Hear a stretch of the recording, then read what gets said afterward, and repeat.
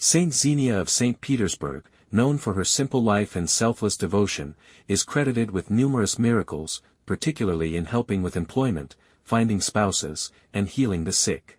She is also known for her intercession in matters of marriage, homelessness, and fires. About 15 years ago, I heard this story about an event that took place in Northern California, an unusual story, about a miracle of Saint Xenia of Petersburg.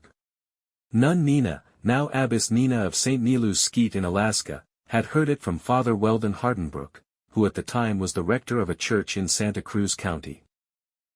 This priest, Father Weldon, served in a parish that consisted of former evangelical Christians who had embraced Orthodox Christianity. One day, a young man rode up to the church on his Harley Davidson. A relationship formed with the Father Weldon.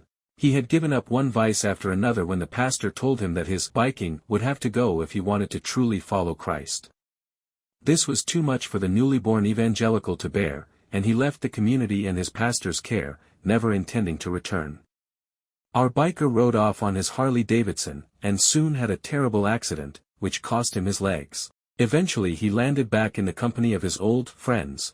One evening, as he and his companions were abusing drugs and alcohol, he slipped over the edge and lost consciousness. The others were also far from sober and took him for dead.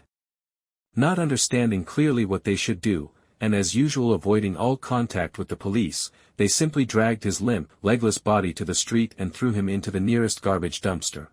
In there, the next morning, he came to his senses. So, this is what I have come to. Useless, human trash. Sunk in these pessimistic thoughts, he was suddenly stirred by the presence of an old lady in tattered clothes. She was coming closer to him with a fierce expression. "You know where to go," she said. "So, go there." At that moment the man remembered his former pastor, and the church where he had almost reformed.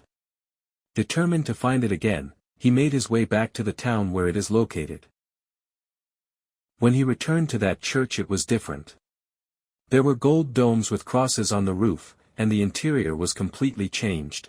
No pews, and there was a sort of screen at the front, with strange images of holy people. He looked around in wonder, when his gaze caught the image of a woman, the very bag lady, who had told him where to go in that hour of dire depression. It was Holy Blessed Xenia, the Fool for Christ of Petersburg. He met his old friend, now an Orthodox priest. He was baptized and began to lead a church life, this time truly transforming his life.